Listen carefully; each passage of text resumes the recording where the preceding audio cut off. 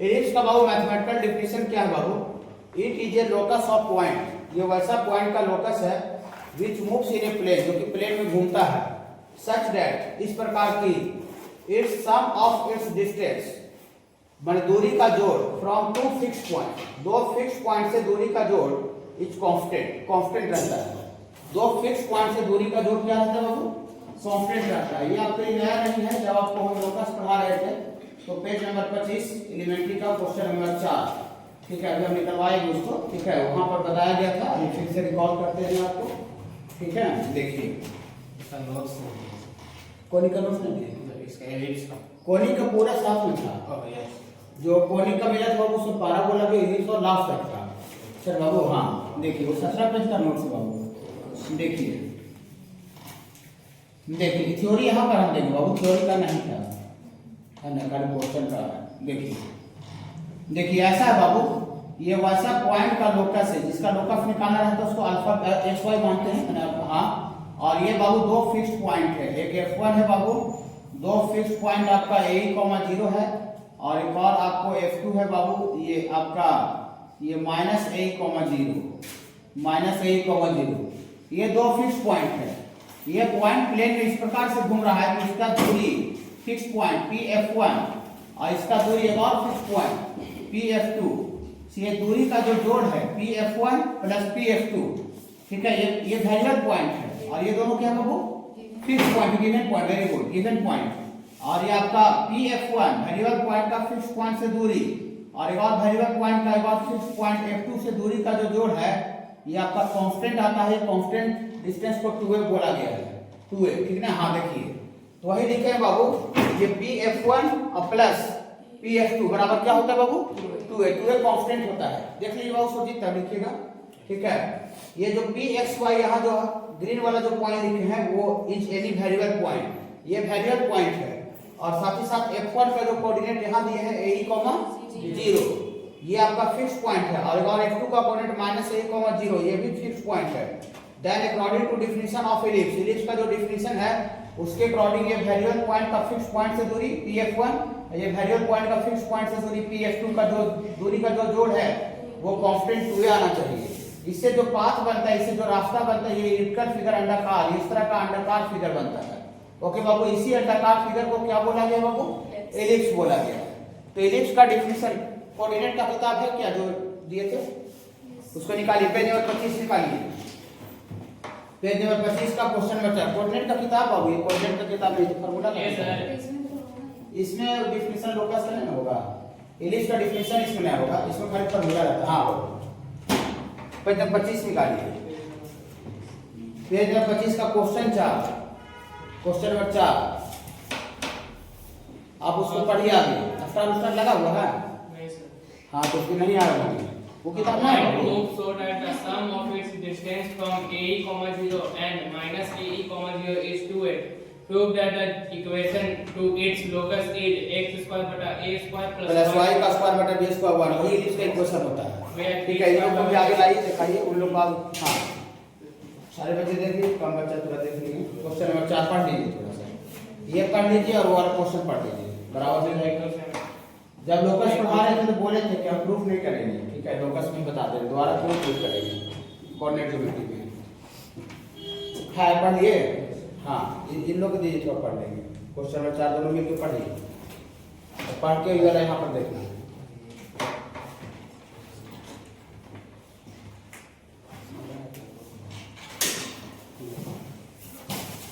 वो वाला पढ़ लीजिए क्वेश्चन, वो वाला पढ़िए।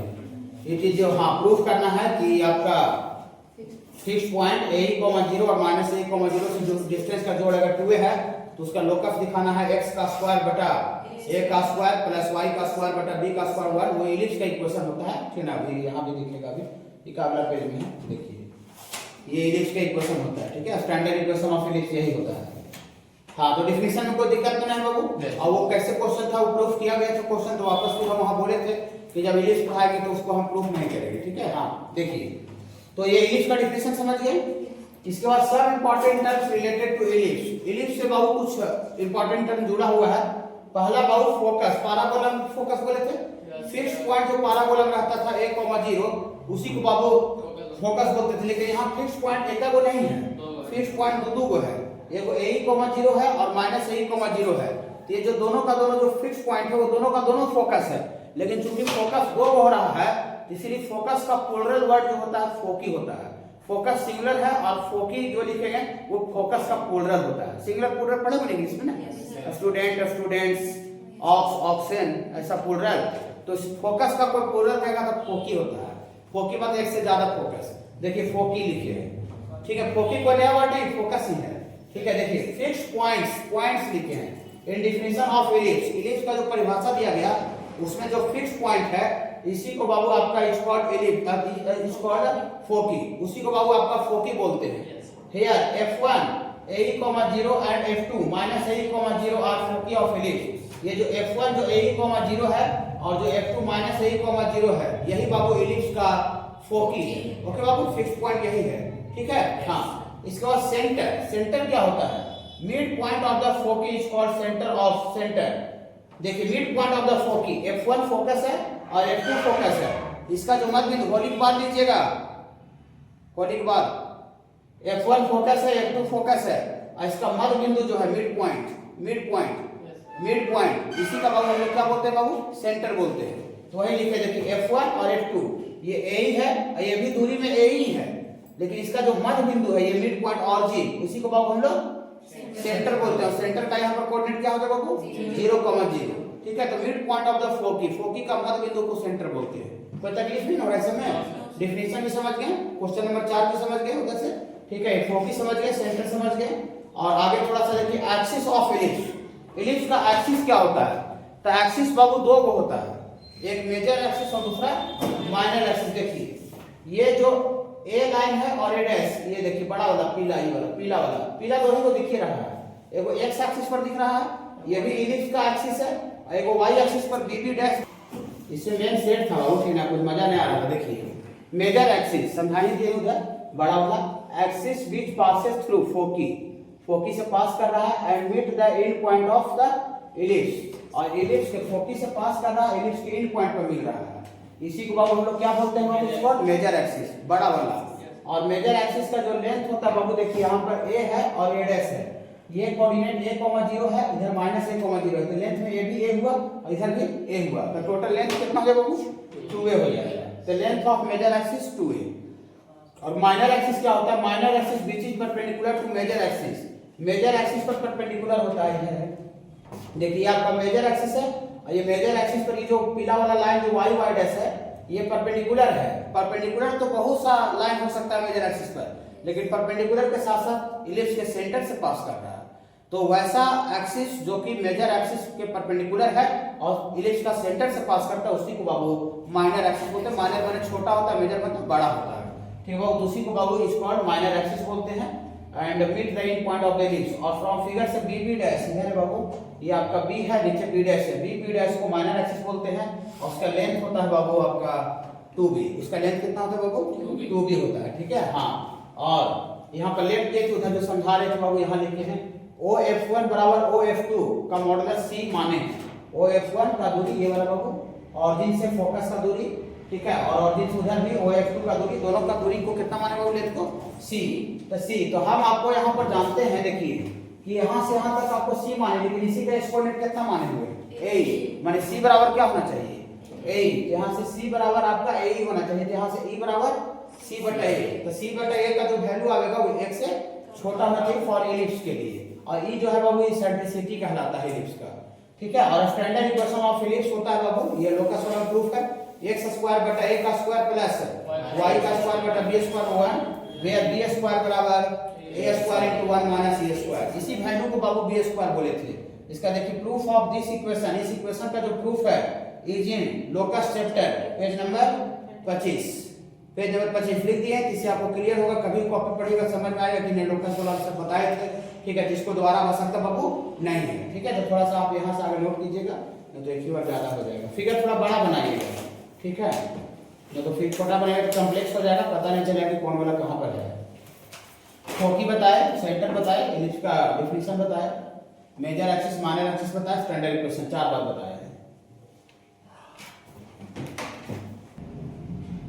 देखिए लेटस रेक्टम सुने बाबू, लेटस रेक्टम बाबू वैसा कॉर्ड होता है जो कि एक्सिस पर परपेंडिकुलर तो होता ही है, लेकिन साथ ही साथ कहां से पास करता है बाबू, फोकस से पास करता है, उसको बाबू लेटस रेक्टम। पैराबोला भी सुने लेटस रेक्टम, वही लेटस रेक्टम यहाँ भी है। तो फिगर में देखिए आपको ऐसा इलिप्स बना हुआ था, ये आपको वैसा कॉर्ड है जो कि एक्सिस पर परपेंडिकुलर है और साथ ही साथ ये जो फोकस है बाबू AE, 0 यहाँ से पास कर रहा है। इसमें लेटस रेक्टम क्या होगा बाबू, 2 होगा, दोनों का लेंथ बराबर होता है, ठीक है। तो लेटस रेक्टम लेकिन होगा 2, लेकिन हमको अगर इसका लेंथ पढ़ना है, पैराबोला में लेटस रेक्टम का लेंथ या मैंने प्रूफ किया था 4a होता है, 4a। तो यहाँ पे इलिप्स में भी प्रूफ करना रहता है। तो इसका L और L' मान लेते हैं, लेटस रेक्टम है, ठीक है। तो इसका हम लोग कोऑर्डिनेट मानेंगे तो AE, K मान लेते हैं। बोलिए AE कैसे आ गया, काहे कि देखिए ये लाइन जो है वो एक्सिस पर परपेंडिकुलर है, मतलब ये वाला जो दूरी है ये वाला बाबू कांस्टेंट रहेगा। यहाँ एक जगह इसका वैल्यू कितना दे बाबू A, यहाँ भी x कोऑर्डिनेट कितना है बाबू A, यहाँ भी x कांस्टेंट A रहेगा। मतलब कोई भी लाइन अगर y एक्सिस के पैरेलल होता है, x एक्सिस के परपेंडिकुलर होता है, तो उसमें x बराबर कांस्टेंट होता है। तो एक जगह कांस्टेंट अगर A दे रहे तो पूरे लाइन पर x का वैल्यू A होगा, इसीलिए x का वैल्यू यहाँ भी A लिए है और y कोऑर्डिनेट नहीं पता था तो K मान लिए हैं। ओके हाँ, अब ये जो पॉइंट है AE, K ये इलिप्स पर लाई कर रहा है। तो इलिप्स पर कोई भी पॉइंट किसी भी कर्व पर लाई करता है तो वो पॉइंट उस कर्व के इक्वेशन को सैटिस्फाई करता है। तो सैटिस्फाई करवाएंगे तो यहाँ पर देखिए इलिप्स का इक्वेशन ऐसा था, x का स्क्वायर बटा a का स्क्वायर y का स्क्वायर बटा b का स्क्वायर 1। सैटिस्फाई करवाएंगे तो यहाँ x के जगह पर a का स्क्वायर बटा इतना जो भी है, तो इससे बाबू आपको y का वैल्यू निकलेगा, y का वैल्यू निकलेगा, माने k का वैल्यू निकलेगा, k का। अब k का वैल्यू 2 आएगा, एगो ऊपर एगो नीचे वाला आएगा। अब हमको लेंथ इसका करना है तो ऊपर वाला वैल्यू और नीचे वाला वैल्यू का मॉडुलस दोनों को क्या कर देंगे, जोड़ देंगे, तो पूरा ये लेटस रेक्टम का लेंथ आ जाएगा। तो इसको हम प्रूफ नहीं कर रहे हैं, ठीक है। हाँ, प्रूफ वैसा ही होगा, उसका आवश्यकता नहीं है। तो chord perpendicular to axis and passes through focus AE, 0 and -AE, 0 और लेटस रेक्टम। और लेटस रेक्टम का जो लेंथ होता है वो होता है बाबू 2b²/a। प्रूफ उसी तरह से होगा 2b²/a। और b² का वैल्यू हम पीछे वाला पेज पर भी लिखे थे, देखिए हाँ, b² का वैल्यू लिखे थे a² * 1 - a²।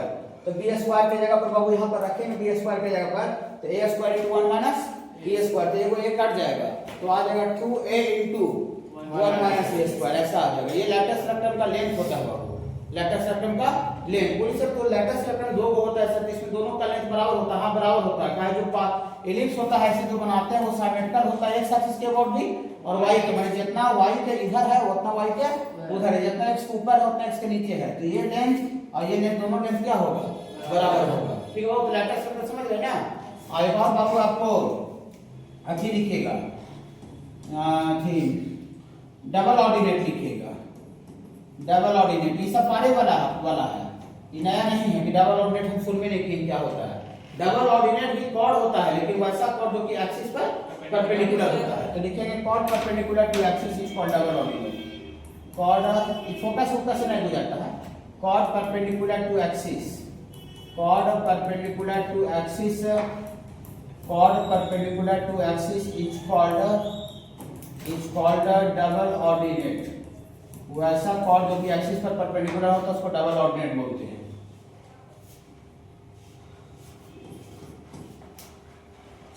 और डायरेक्ट्रिक्स इसमें भी होता है बाबू, डायरेक्ट्रिक्स फिक्स्ड स्ट्रेट लाइन,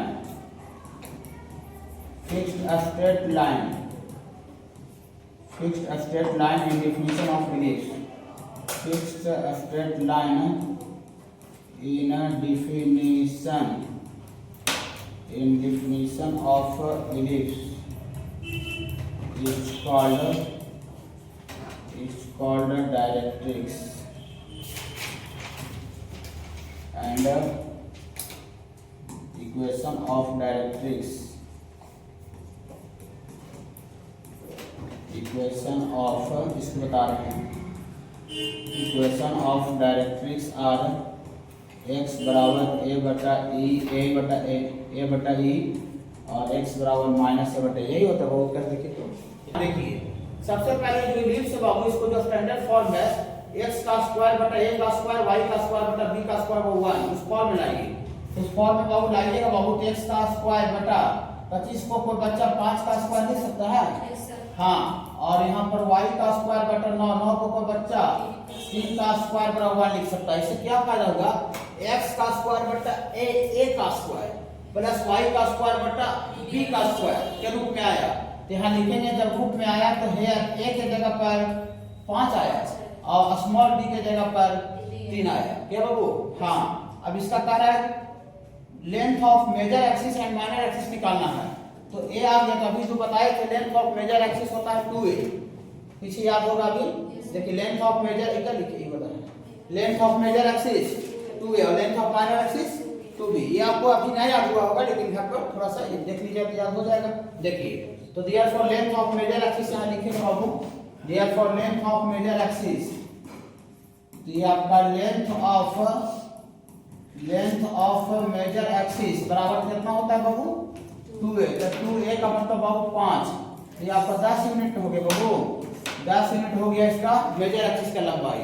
और लेंथ ऑफ माइनर एक्सिस कितना हो जाएगा बाबू, लेंथ ऑफ माइनर एक्सिस ये होता है बाबू आपका 2b। तो b का जगह बाबू 3 है, तो 3 दूनी आपका 6 यूनिट हो गया। ये एक क्वेश्चन का वैल्यू निकाल गया।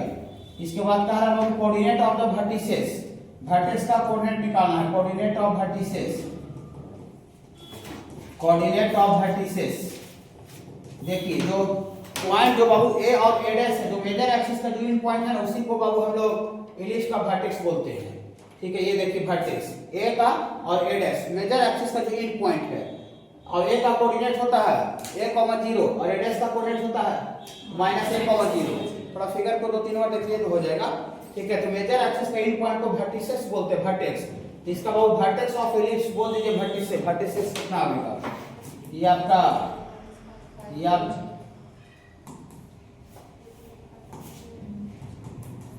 वर्टिसेस a का जो कोऑर्डिनेट है a, 0 ना, तो a की जगह पर क्या है 5, 0 और a' का कोऑर्डिनेट कितना हो जाएगा, ये -5, 0। ये वर्टेक्स का कोऑर्डिनेट आ गया मेजर एक्सिस का इन पॉइंट, मेजर एक्सिस का इन पॉइंट a, 0 -a, 0। इसके बाद क्या है कोऑर्डिनेट ऑफ फोकी। तो फोकी निकालने के लिए सबसे पहले a ही होता है, तो सबसे पहले इसेंट्रिसिटी निकालना पड़ेगा। हाँ, सबसे पहले इसेंट्रिसिटी। तो इसेंट्रिसिटी निकालने के लिए हम लोग बाबू तीसरा ऐसा जानते हैं बाबू, सिंस b स्क्वायर बराबर टीचर बताया है a square into 1 minus a square, अभी बोले थे लिखे थे बाबू। हाँ, b स्क्वायर बराबर a square into 1 minus a square. ठीक है, b स्क्वायर बराबर a square into 1 minus a square, ये लोकस वाला सीन बताए लेंगे। ठीक है, चलिए इसी वैल्यू को b स्क्वायर बोलते हैं। तो यहाँ से b स्क्वायर, यहाँ b का स्क्वायर, 3 का स्क्वायर ना। हाँ, खाली वैल्यू बैठा रहे हैं, सब डायरेक्ट वाला क्वेश्चन दिए हैं। तो इसमें आपको 3 का स्क्वायर बराबर a स्क्वायर, तो a में है आपका 5, तो 5 का स्क्वायर और 1 माइनस e का स्क्वायर, तो 3 का स्क्वायर 9 होता है, 5 का स्क्वायर 25, तो 25 गुना में इधर आके 3 सॉरी ये 9/25 ना हो जाएगा। 3 का स्क्वायर 9/25 बराबर 1 माइनस e स्क्वायर, तो माइनस e स्क्वायर इधर आ जाएगा, तो e स्क्वायर ये 9/25 इधर चल जाएगा, तो 1 माइनस 9/25, तो एलसीएम में 25 से 9 हो गया 16/25 हो जाएगा। क्या बाबू? तो दोनों तरह स्क्वायर रूट लेंगे तो e बराबर आ जाएगा बाबू 4/5। एसेंट्रिसिटी आ गई 4/5। एसेंट्रिसिटी भी निकालना था, आगे एसेंट्रिसिटी। इसके बाद फोकी निकालना है, फोकी। तो इसके बाद फोकी निकालना है, तो फोकी क्या होता है, फोकी होता है f1 का कोऑर्डिनेट लिख देते हैं a, 0 और f2 का कोऑर्डिनेट होता है -a, 0। यहाँ से f1 आपको आ जाएगा a यहाँ बाबू 5, तो 5 e निकाले हैं बाबू, e 4/5 निकाले बाबू, और f2 का कोऑर्डिनेट बाबू यही आपको माइनस में खाली हो जाएगा 5 × 4/5, 0। तो ये 5 बाबू कट जाएगा, ये कट जाएगा। तो यहाँ से f1 बराबर बाबू आपको आ जाएगा 4, 0 और f2 का कोऑर्डिनेट आ जाएगा -4, 0। ये आपको फोकी आ गया, फोकी भी आ गया, एसेंट्रिसिटी भी आ गया, वर्टेक्स भी आ गया, लेंथ ऑफ मेजर एक्सिस भी आ गया, माइनर एक्सिस भी आ गया। और क्या निकालना बाबू, लेंथ ऑफ लैटिस रेक्टम। तो लेंथ ऑफ लैटिस रेक्टम का डायरेक्ट ये थ्योरी पर क्वेश्चन है सर। लेंथ ऑफ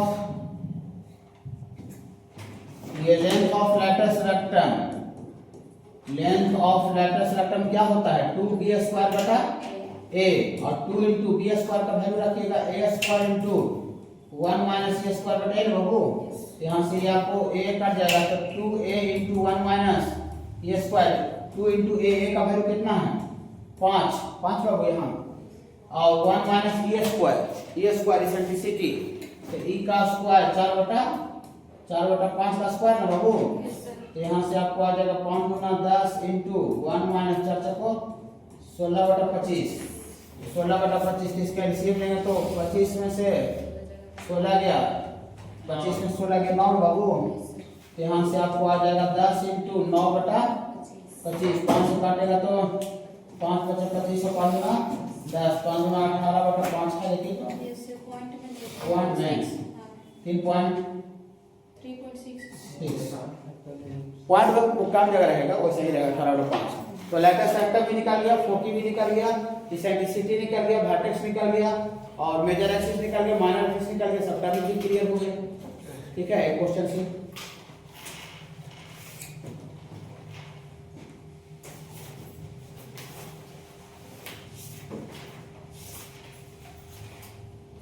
एक तरह से a के जगह पर कितना है, हाँ एक तरह से a के जगह पर 6 है, माइनस की जगह माइनस 6 है।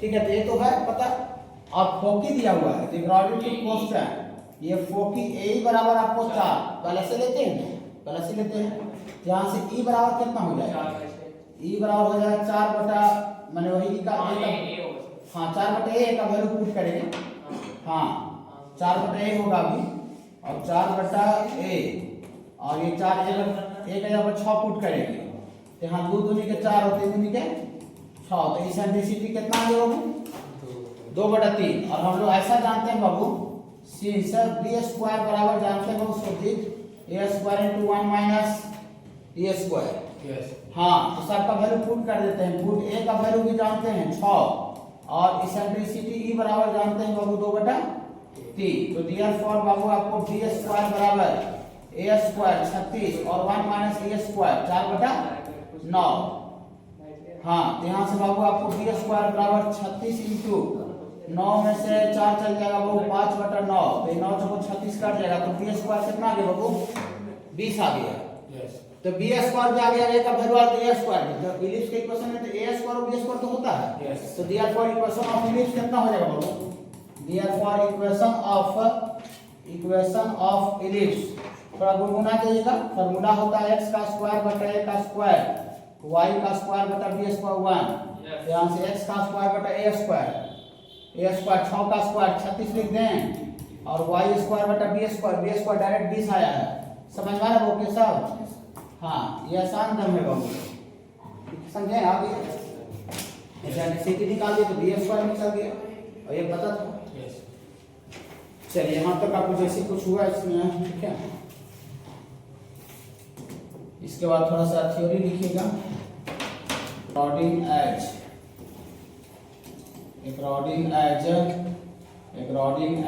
S1 less than 0, S1 greater than 0 and S1 बराबर 0 रिस्पेक्टिवली, ये सब कुछ नया नहीं है, एक बार आप समझ गए कंसेप्ट हो गया रिस्पेक्टिवली। ये S1 के जगह पर क्या होता है बाबू, S1 के जगह पर होता है पॉइंट जो दिया था तो उसको वहां पर सर्किल और पैराबोला हम डालते थे, यहाँ पर एलिप्स है तो एलिप्स में पुट कर देंगे, ये पॉइंट एलिप्स में डालेंगे तो यहाँ पर आ जाएगा x1 का स्क्वायर बटा a का स्क्वायर और y1 का स्क्वायर बटा b का स्क्वायर माइनस 1, इसी वैल्यू को S1 बोलते हैं। और ये S1 जो है अगर लेस देन 0 आ गया तो इनसाइड होगा, S1 ग्रेटर 0 होगा तो आउटसाइड होगा, और बराबर 0 हो गया तो ऑन होगा। ठीक है, ये आपको कुछ नया है नहीं, खाली आपको बस बताना था, ये आपका अंदर में है और ये आपका कोई लिस्ट पार हो गया पॉइंट की।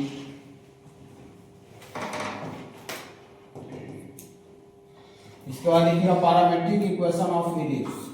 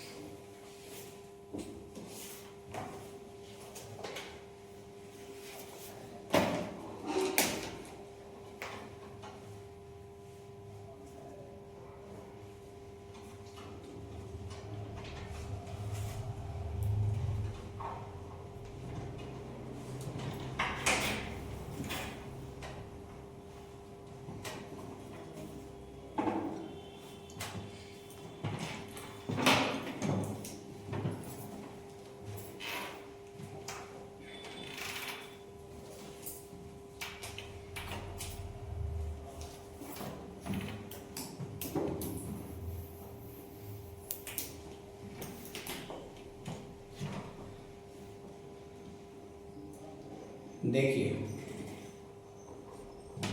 जो इलिप्स होता है लॉन्ग सर्किल होता है उसमें थोड़ा कुछ सिमिलरिटी होता है। सिमिलरिटी क्या होता है, इलिप्स देखिए ऐसे चपटा हो गया, चपटा, क्योंकि यहाँ ए था यहाँ पर क्या था बी। लेकिन अगर बताइए थोड़ा सा कि अगर ये जो बी का जो वैल्यू है अगर ए के बराबर हो जाए ऐसा, एक्स का स्क्वायर बटा ए का स्क्वायर वाई का स्क्वायर बटा, ये इलिप्स का इक्वेशन है।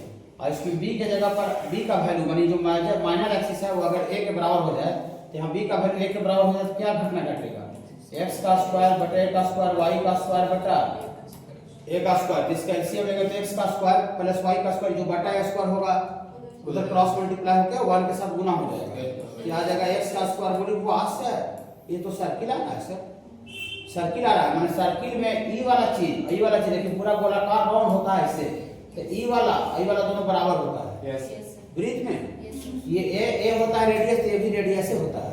लेकिन इंग्लिश में ई वाला चीज अलग अलग हो जाता है तो चपटा हो जाता है ना। लेकिन आप बी के जगह पर अगर ए रख देंगे तो यही इंग्लिश क्या बन जाएगा, सर्किल बन जाएगा, समझे सर बाबू।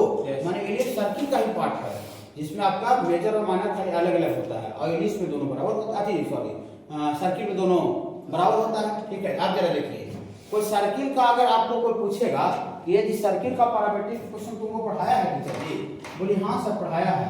ठीक है, x बराबर a cos थीटा और y बराबर a sin थीटा ही होता है। हाँ, x बराबर a cos थीटा, y बराबर a sin theta, theta parameter है।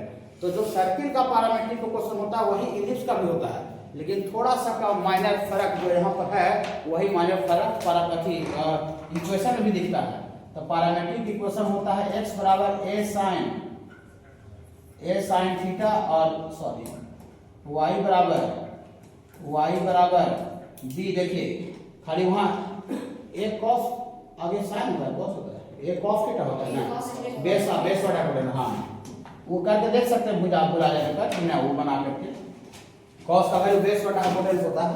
ठीक है, तो आगे बेस a आएगा, ठीक है, बेस में आ जाएगा वो। ठीक है, मतलब भूल जाने की सिचुएशन में अपना कंफ्यूजन दूर कर सकते हैं। यहाँ a cos थीटा और y बराबर सर्किल में आता था तो a sin थीटा होता था। इलिप्स में a और a नहीं है, a और b है, तो a और b है तो यहाँ पर खाली यही डिजाइन है b sin theta. Where theta जो है बाबू ये क्या है बाबू, वेयर थीटा इज पैरामीटर बाबू, थीटा इज पैरामीटर मैंने वेरिएबल बाबू, पैरामीटर मैंने वेरिएबल। ठीक है, आपको अगर वेरीफाई करना है तो इसको आप इलिप्स की इक्वेशन में इलेक्ट्रिसिटी पुट कीजिएगा तो आरएचएस आ जाएगा। ठीक है, तो x बराबर a cos थीटा और y बराबर नहीं ए दोनों बोले पर सर्किल होता है, लेकिन इंग्लिश में ए और बी होता है। हाँ, a cos थीटा और b sin थीटा बोलिए ऐसे ना। हाँ, थीटा जो है पैरामीटर वेरीफाई भी करते हैं, वेरीफाई मिनट का है। देखिए इसको अगर वेरीफाई करना है कि कैसे होता है इसको देखिए,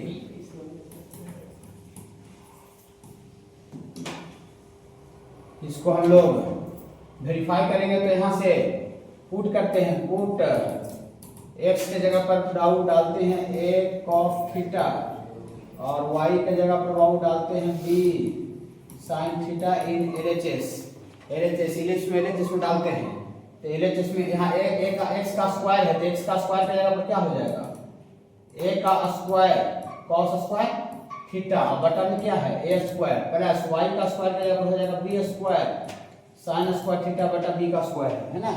तो a का स्क्वायर से का स्क्वायर कट जाएगा और यहाँ से आपको आ गया cos स्क्वायर थीटा प्लस है sin। देखिए अरे तो आगे कितना आ गया ना, मतलब ये पॉइंट इलिप्स की इक्वेशन को क्या कर रहा है, सेटिस्फाई कर रहा है। तो थीटा को अगर एलिमिनेट करेंगे ये तो वेरीफाई मैंने आरएचएस ला करके हुआ है, एक तरीका से इसको और वेरीफाई कर सकते हैं याद करके। दो गो इक्वेशन आता है पैरामीट्रिक इक्वेशन, दो गो इक्वेशन, तो उसमें थीटा को क्या करना पड़ता है, एलिमिनेट करना पड़ता है। तो कैसे थीटा को एलिमिनेट करेंगे, फ्रॉम 1 से ऐसा लिखेंगे, इसको हम लोग 1 बोलते हैं, इसको क्या बोलते हैं बाबू 2। तो फ्रॉम 1 से cos थीटा का वैल्यू बोले क्या होगा x/a। हाँ, cos थीटा का वैल्यू होगा x बटा a ना बाबू, तो यहाँ से cos थीटा होगा बाबू x बटा a एंड फ्रॉम 2 से sin थीटा कितना होगा बाबू, हाँ sin थीटा y बटा b होगा।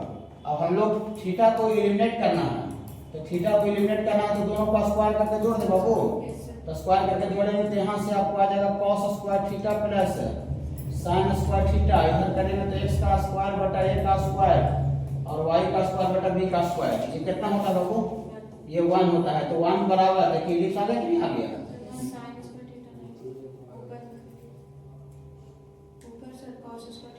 अच्छा देखिए बाबू इलिप्स आ गया। तो इलिप्स आ गया मतलब ये जो पैरामीट्रिक इक्वेशन है वो किसका रहा होगा? इलिप्स का था, तभी हमको थीटा को एलिमिनेट करने से इलिप्स आ रहा। अगर ये पैरामीट्रिक इक्वेशन इलिप्स का नहीं रहता तो थीटा को एलिमिनेट करने से इलिप्स का इक्वेशन नहीं आता। पॉइंट फॉर्म ऐसा है बाबू, ये आपका इलिप्स है बाबू, और यहाँ पर आपका कोई पॉइंट आपको ये गिवन रहेगा x1, y1, और ये बाबू आपका टेंजेंट है। टेंजेंट पॉइंट फॉर्म पॉइंट दिया रहता है, इसके इक्वेशन दिया रहेगा, ठीक है, सब आपको पता जान चुके हैं। तो लिखते हैं equation of tangent, equation of tangent at p x1, y1 to ellipse x का स्क्वायर बटा a का स्क्वायर प्लस y का स्क्वायर बटा b का स्क्वायर बराबर 1। कुछ नहीं नया है, ये आप सब सुन चुके हैं। t बराबर 0 और t आता कैसे थोड़ा गुनगुनाइएगा, हमको अच्छा लगेगा। जब हम पैराबोलाइक सर्किट में करते तो हम किताब लाते हम आगे भी बताया करते हैं, फिर फॉर्मूला वाला देखिए इसका थोड़ा सा बोलिएगा, गुनगुनाइएगा। x square replace y, x square x पर कांस्टेंट, इसको कुछ नहीं करेंगे। y square plus y, y y constant को कुछ नहीं करेंगे, इसमें x y तो है नहीं, ठीक है। इधर भी आपका 1 की तरह चलाते हैं तो -1 बराबर 0। ये देखिए टेंजेंट का इक्वेशन आ गया है, इस पर कुछ नया नहीं है। खाली हाइपरबोला में खाली हम प्लस करें तो क्या हो जाएगा? माइनस, तो हाइपरबोला पर हो जाएगा। ये टेंजेंट का इक्वेशन है पॉइंट फॉर्म में। दूसरा पैरामीट्रिक फॉर्म पढ़ना है, एक मिनट आप देख लीजिएगा बाबू, खाली एक मिनट। दूसरा आपका पढ़ना है बाबू पैरामीट्रिक फॉर्म। पैरामीट्रिक फॉर्म में खाली कुछ नहीं रहेगा, ये जो पॉइंट p x1 y1 के जगह पर जो पॉइंट p है ना बाबू, ये जो पॉइंट p x1 y1 के जगह पर जो पॉइंट है खाली पैरामीट्रिक फॉर्म में रहेगा। पैरामीट्रिक फॉर्म में लिखे थे a cos थीटा और b sin थीटा, तो खाली वही रहेगा। x1 के जगह पर यहाँ ऐसे कर देते हैं a cos थीटा और y1 के जगह पर b sin थीटा। तो ये जो इक्वेशन है उसमें जहाँ x1 है उस x1 के जगह पर e रखेंगे, इसको डाल देते हैं, इसको कैपिटल ए बोल देते हैं, इसको पुट कर देते हैं, इस पॉइंट को पुट कैपिटल ए में डाल दें। तो कैपिटल ए में डालेंगे तो इक्वेशन ऑफ टेंजेंट आ जाएगा बाबू। इक्वेशन ऑफ टेंजेंट सब घुमा फिरा के एक ही बात है, नया नया ये नहीं है। x1 के जगह पर a cos थीटा बटा a का स्क्वायर और प्लस y y1 के जगह पर b sin थीटा बटा b का स्क्वायर और -1 बराबर 0। यहाँ से a को एक क्या हो बाबू? कैंसिल हो गया, यहाँ b कट गया, तो यहाँ से आपको आ गया x बटा a cos थीटा ना, तो x बटा a cos theta plus y बटा b sin थीटा -1 बराबर 0। ये देखिए सब घुमा फिरा के एक बात है, y का स्क्वायर बटा b का स्क्वायर 1 ईच। ऐसा लिखिएगा बाबू, ये नॉर्मल का इक्वेशन होता है x माइनस x1 बटा x1 बटा a square plus y minus y1 बटा b का स्क्वायर 1। ये प्रूफ इसका कैसे होगा बता रहे हैं। x माइनस x1 बटा a square plus y minus y1 बटा y1 प्लस b स्क्वायर बराबर 1। ये आपको याद रखना पड़ेगा, कितनी भी तेज रही है। x माइनस x1 है